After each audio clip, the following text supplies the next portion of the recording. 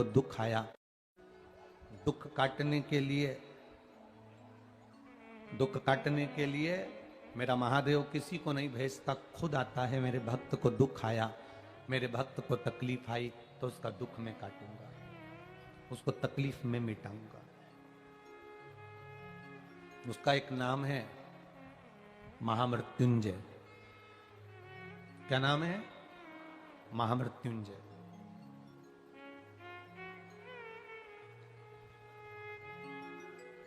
उसका एक नाम महामृत्युंजय, जो मृत्यु पर विजय प्राप्त करे, जो मृत्यु को जीत ले। मौत सामने खड़ी हो, इधर यम के दूत खड़े हैं और इधर मेरा महादेव स्वयं खड़ा है। यम के दूतों की सामर्थ्यता नहीं कि महादेव के सामने अंदर प्रवेश कर जाए। कितना सुंदर कहा है। जब जिंदगी बहुत संघर्ष में चल रही हो, बहुत दुख का जीवन चल रहा हो, बहुत कष्ट का जीवन चल रहा हो, बहुत कष्टमय जीवन चल रहा हो, तब शमी के 5 पत्ते, शमी के 5 पत्ते, एक दुर्वा के साथ एक अक्षत चावल का एक दाना, वो भी हल्दी में भिंगोया हुआ हो या केसर में भिंगोया हुआ हो,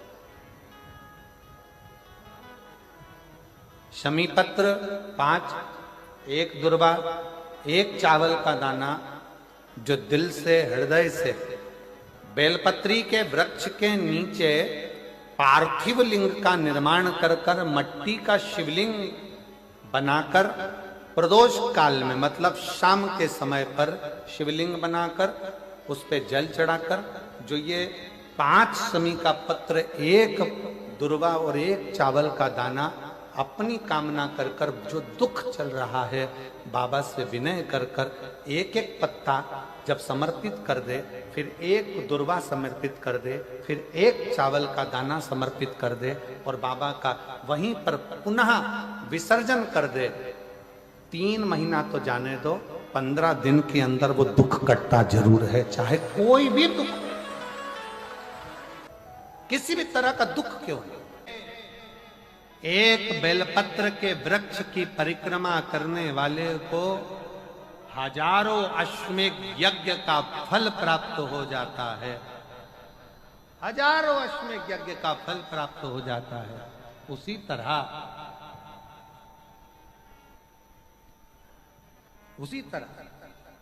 एक पार्थिव लिंग का निर्माण करने वाले को, मिट्टी का शिवलिंग का निर्माण कर कर पूजन करने वालों को 12 ज्योतिर्लिंग के शिवलिंग के दर्शन का पुण्य फल प्राप्त। 2 जल व्यक्ति के जीवन को बदलते। कितने जल? जम के बोलो जरा। 2 जल। एक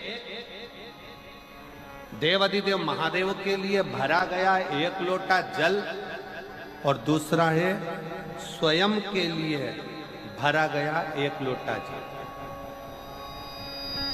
यहां पर अगर बुजुर्ग मेरी माताएं बैठी होंगी, मेरी जीजियां बैठी हैं, मेरे जीजा बैठे हैं, बुजुर्ग जितनी माताएं बैठी हैं, वो पुराने समय का अगर लेख उठाकर देखेंगे तो पुराने समय के लोग भोजन करने बैठते थे ना, तो भोजन करने से पहले अपने पानी के लोटे को भरकर, अपना गिलास भरकर बैठते थे। किसी ने देखा है कि नहीं देखा? जम के बोलो जरा, देखा है आप लोगों ने?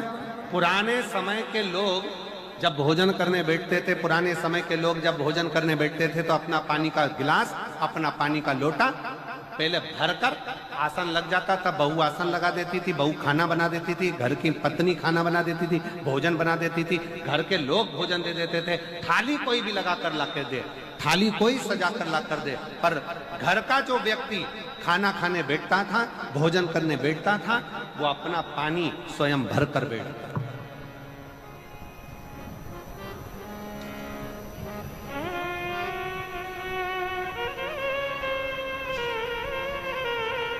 अब आज के जमाने में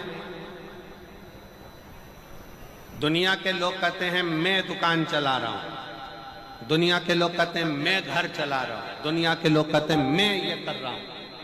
तुम अपना खुद का पानी भरकर तो बैठ नहीं रहे और कह रहे हो कि घर चला रहा हूं। स्वयं का एक गिलास पानी व्यक्ति नहीं भर पा रहा। कितना सुंदर कहा है महाराज जी, बहुत सावधानी से सुनिएगा। दो जगह का जल व्यक्ति के जीवन को बदल देता है। एक शिव के लिए भरा गया जल और दूसरा स्वयं के लिए भरा गया जल। स्वयं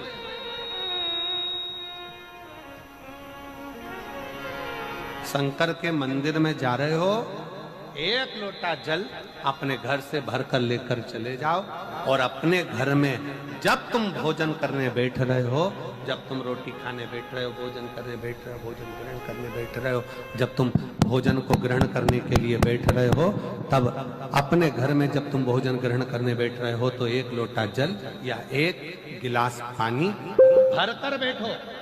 बहू अच्छी है, पानी भरेगी, मना नहीं है। बेटा अच्छा है, पानी भरेगा, मना नहीं है। पोता अच्छा है, पोती अच्छी है, नाती अच्छा है, पंती अच्छा है, घर में सब अच्छे। तुम्हारी पत्नी भी अच्छी है, तुम खाना खाओगे तो वो पानी ला कर दे देगी। तुम्हारी बहू भी अच्छी है, तुम भोजन करोगे तो वो पानी ला कर दे देगी। तुम्हारा परिवार का हर व्यक्ति अच्छा है, तुम्हारा कहना मानता है। तुम जीमने बैठोगे, भोजन करने बैठोगे तो वो पानी ला कर देगा। पर शिव पुराण की कथा कहती है, जो व्यक्ति भोजन करते समय अपना जल स्वयं भर कर बैठता है, उसकी जिंदगी में से 3 रोग समाप्त हो जाते हैं। कितने रोग समाप्त हो जाते हैं? 3। पहला, अपना जल स्वयं भर कर बैठने वाले के घुटने का कभी भी डॉक्टर उसके घुटने बदलने का बोलेगा ही नहीं, घुटना बदल ही नहीं सकता। स्वयं का जल भर कर बैठे। दूसरे नंबर पर, जिसकी रीढ़ की हड्डी में कमर से लेकर कंधे तक जिसकी हड्डी में दर्द होता हो, या जो सुबह सुबह सोकर उठता हो और उसके कंधे दुखते हो या पीठ दुखती हो। दूसरे नंबर का रीढ़ की हड्डी का दर्द। और तीसरे नंबर का, डॉक्टर को दवाई खा खा कर परेशान हो गए और आधा सिर का रोग, भुकुटी, ये भौएं दुखती हो, सिर दुखता हो, ये कान के पास का दर्द होता हो, तो अपना भोजन करते समय अपना पानी स्वयं भर कर बैठो। आपको ये 3 रोग से मुक्ति अपने आप मिलना प्रारंभ हो, अपने आप।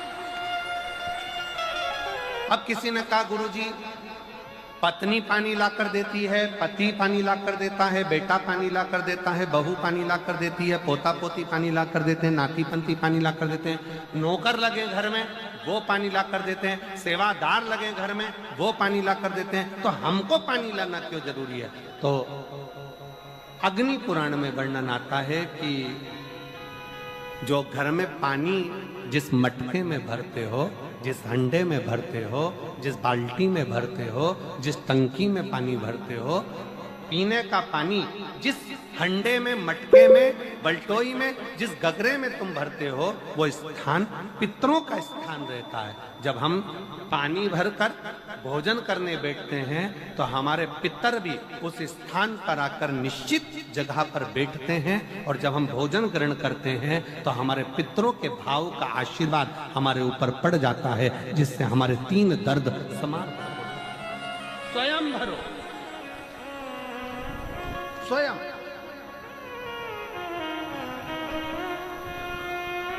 अब आज का जमाना इतना विचित्र है कि नौकर चाकर, परिवार, घर इतना बड़ा हो गया। आज के जमाने में कोई सोफे पे से उठना पसंद नहीं करता, वहीं से आवाज लगा देते हैं, ला मेरा भोजन लगा दे, रोटी लाओ। रोटी आई तो मालूम पड़ा पानी ला कर रखा बहू ने। वो बहू ला देगी, बहुत अच्छी है, बहू बेकार नहीं है, बहुत अच्छी है, बेटी बहुत अच्छी है, ला देगी पानी, भोजन भी लाएगी, पानी भी लाएगी, सब कुछ लाएगी। पर पहला फर्ज अपना है, जब तक शरीर चले, पांव चले, हाथ पैर चले और तुम पलंग पर नहीं पड़े हो, तुम्हारा शरीर अगर चल रहा है तो पहले रसोई घर में जाओ, लोटा भर, लोटा नहीं भर सकते तो गिलास भरो, गिलास नहीं भर सकते तो थोड़ा सा कटोरी में पानी भरो, पर अपने पीने के लिए थोड़ा सा जल स्वयं के लिए लेकर आओ। वो जल इतना कारगर होगा कि तुम्हें रोग से निवारण करता चले जाएगा, रोग समाप्त करता है। नंदी ने कही है, नंदी ने ये बात जो कही वो वास्तव में बड़ी सुंदर है कि मान लो यदि कोई कार्य तुम्हारा हो नहीं रहा और पूरी दुनिया में तुमने कर कर देख लिया, बहुत प्रयास कर कर देख लिया, तो भी वो कार्य अगर तुम्हारा नहीं होता, तो फिर एक काम करो कि शिव की स्तुति करो, शंकर की स्तुति, शंकर का गुणगान, शंकर की भक्ति, शंकर का स्मरण।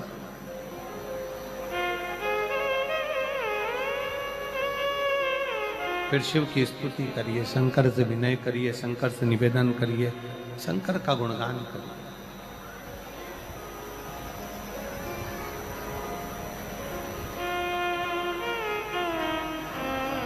पर भगवान की भक्ति होती कब?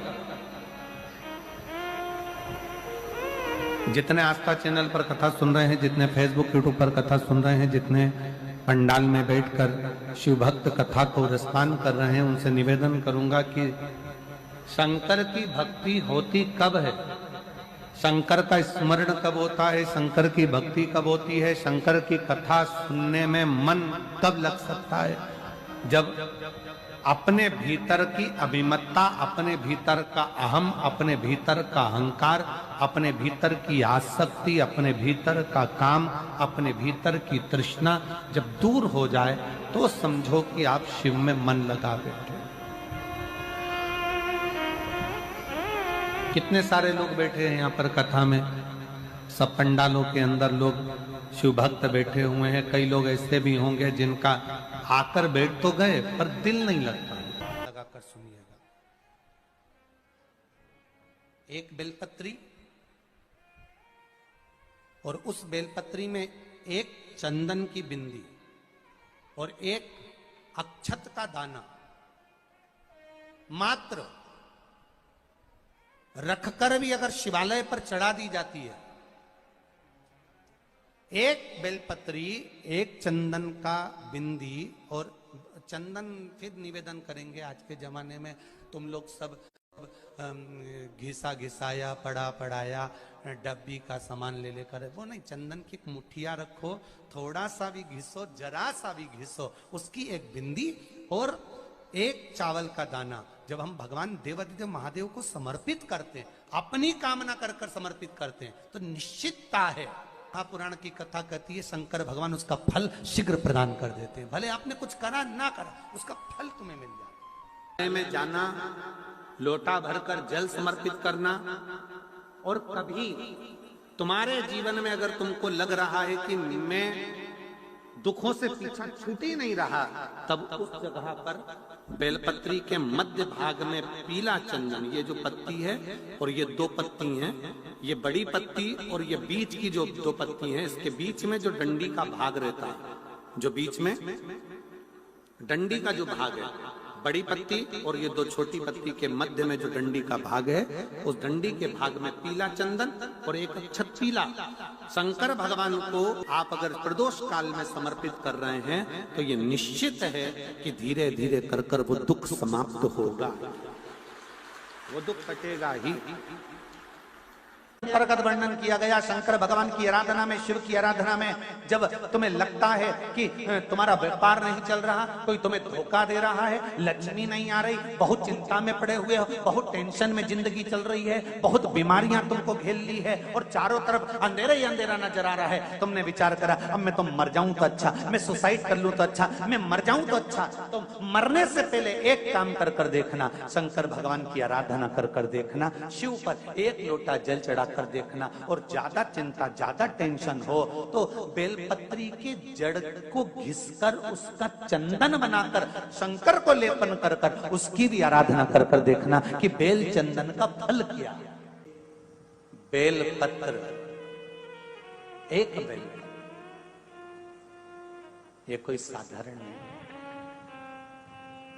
एक बेलपत्र, एक बेल, ये कोई साधारण नहीं। एक बेल। इसकी नीचे की डंडी से लेकर ये दो पत्तियां जहां लगी हैं और दो पत्ती से लेकर ये बीच की जो पत्ती है उसमें जो गैप है, उसमें जो जगह है, दिख रही है आपको? ये दो पत्ती से लेकर बीच की पत्ती के बीच में जो जगह खाली रहती है, 33 कोटि देवी देवताओं विराजमान रहते हैं इस बीच की जगह में। जब शिव जी को चढ़ाया जाता है तब इस पत्ती के बीच की जगह शंकर के शिवलिंग पर रखा जाता है, तो शिव जी इतने प्रसन्न होते हैं कि मेरी स्तुति करने के लिए ये भक्त 33 कोटि देवताओं को लेकर आया है, मेरी स्तुति करने के लिए। लोग चावल लाए, लोग अंबारियां लाए, धन लाए, दौलत लाए, संपदा लाए, पर एक शंकर का भक्त ऐसा होता है जो एक बेलपत्री के रूप में 33 कोटि देवताओं को, 64 योगिनियों को, आदि शक्तियों को शंकर को समर्पित करता है। कितना सुंदर संवाद है, कितना सुंदर बात कही कि भूल से भी, भूल से किसी तीर्थ में नहीं गए,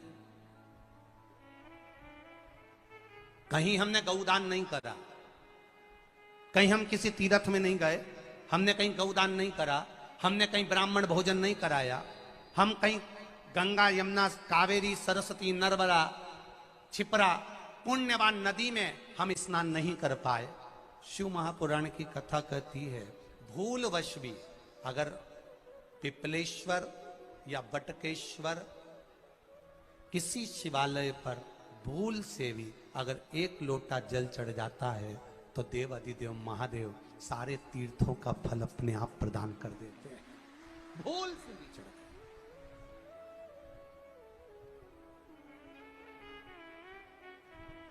एकांतेश्वर महादेव किसी तीर्थ में नहीं गए, कहीं हमने गौदान नहीं करा, कहीं हम किसी तीर्थ में नहीं गए, हमने कहीं गौदान नहीं करा, हमने कहीं ब्राह्मण भोजन नहीं कराया, हम कहीं गंगा यमुना कावेरी सरस्वती नर्मदा छिपरा पुण्यवान नदी में हम स्नान नहीं कर पाए। शिव महापुराण की कथा कहती है भूलवश भी अगर पिपलेश्वर या बटकेश्वर किसी शिवालय पर भूल से भी अगर एक लोटा जल चढ़ जाता है तो देव अधिदेव महादेव सारे तीर्थों का फल अपने आप प्रदान कर देते हैं। भूल से भी चढ़,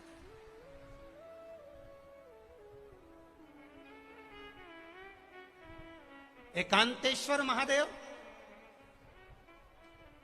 जो कि एकांत में बैठा हुआ है, एकांतेश्वर महादेव अकेला बैठा है अलमस्त होकर।